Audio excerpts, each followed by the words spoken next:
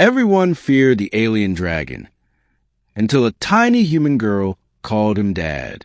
The alien dragon was a thing of nightmares. Standing 20 feet tall at the shoulder, with obsidian-scaled wings that blotted out the twin suns, he was a weapon forged by the warlords of the Outer Rim. His breath melted steel. His claws could cleave armored transports in two. They called him Veyrath the World-Burner, and whole planets surrendered at the mere sight of his shadow. And now he was in chains. The Federation had captured him during the Battle of Titan's Gate, after a 3-day siege that left a dozen fleets in ruin. Veyrath had been too wounded to escape. They locked him in a containment hangar on Omega 7, an orbital prison, so secure even black holes would be jealous. Prisoners were warned not to go near Bay 47. No guards entered without a full strike team. Even the most battle-hardened veterans kept their distance, which was why it was absurd that the first person to walk into Bay 47 in 2 months was a little girl.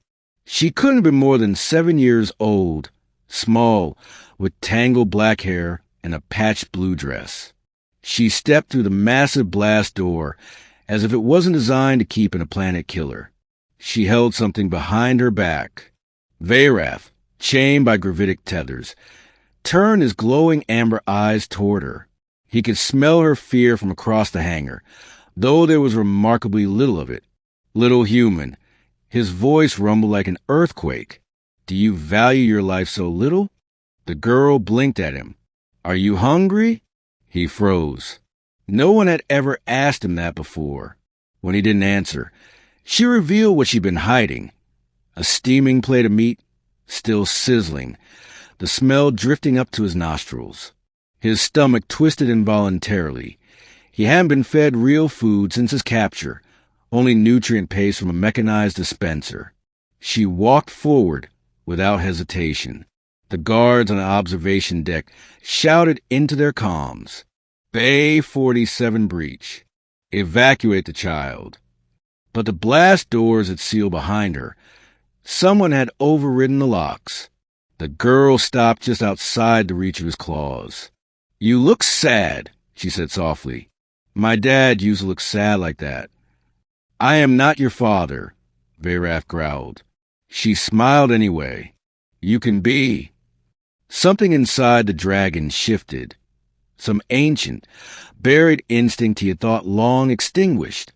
He stared at the tiny creature before him, her small hands offering food without demand, her eyes holding no hatred.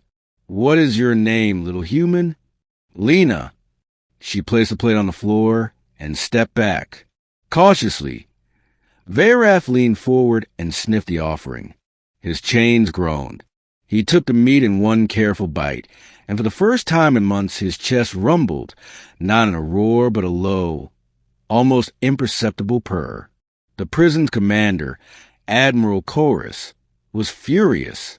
He interrogated every officer, trying to discover who had allowed the child inside.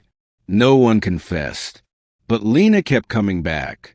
Every few days, she appeared at Bay 47, always bringing food, sometimes humming songs, sometimes just sitting cross-legged while Veyrath spoke. At first, he mocked her questions, answering with curt grunts or disdainful snorts. But she persisted. She asked about his homeworld, his kind, the vast skies of his youth. Against his own nature, he began to answer. He told her about the great peaks of Veyrath, where he had hatched among a clutch of 5, about the silver rivers that shone under the light of 3 moons, about the war that came and the slaughter that followed. Lina listened to it all without judgment. You miss it, she said one day. I do, he admitted. Then I'll help you go back. He laughed then, a deep, booming laugh that startled the guards on the deck. You? A child? I'm small, she said. Small things can fit where big things can't. 3 months into their secret friendship, everything changed. Omega 7 came under attack. Not by pirates, not by rebels, but by the very warlords who had once commanded Veyrath. They wanted their weapon back. The prison shook under bombardment. Power flickered. Alarm screamed. And in the chaos, Lina appeared at his bay, panting and flushed. "They're coming for you," she said breathlessly. "I know," he replied. "Stand back. You'll be killed in the crossfire." She shook her head. "No, I'm not leaving you." Before he could protest, she darted to the control panel, climbing onto the console. Her small fingers moved with surprising precision, tapping commands, overriding locks. Somewhere, deep in the system, someone had taught her what to do. With a final hiss, Veyrath's gravitic chains disengaged. He stood at full height for the first time in months, stretching his wings wide, feeling power surge back into his limbs. He could crush the child in a heartbeat. He could burn her to ash. But instead, he lowered his massive head until his snout brushed her shoulder. "Climb on," he rumbled. They tore through the prison's burning corridors, Veyrath smashing through barricades, Lina clinging to the ridge of his neck. Enemy ships swarmed outside the station, their weapons tearing holes through the hull. But Veyrath was no longer a prisoner. He launched into the void, wings unfolding like a storm, weaving between plasma fire with deadly grace. Lina pointed toward a drifting cargo frigate. "That one, my friend's waiting." He dove, talons raking the frigate's hull until the airlock cracked open.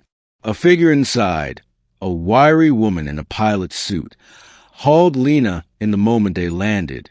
"You got him," the woman shouted over comms. "He's my dad now," Lina said simply.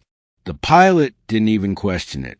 She hit the thrusters, and together they vanished into the black. For weeks, they hid among the asteroid belts and gas giants of the rim.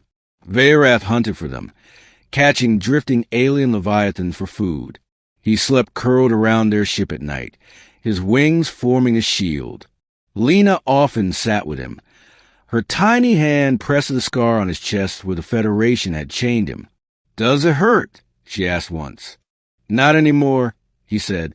And it was true, not because the wound was healed, but because she was there. When warlords finally caught up to them, Veyrath didn't run.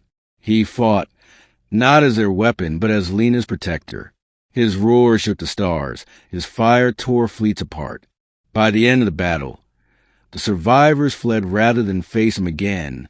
Years later, the galaxy still told stories about Veyrath the World-Burner. They whispered of his wrath, his destruction, the planets he had raised. But in the shadows of cantinas and cargo bays, some told a different story of how the most feared dragon in the stars could be seen drifting through quiet nebulae, with a small human girl riding between his wings, laughing as if the whole galaxy belonged to them. And when strangers asked Lina who the terrifying creature was, she always smiled and said the same thing.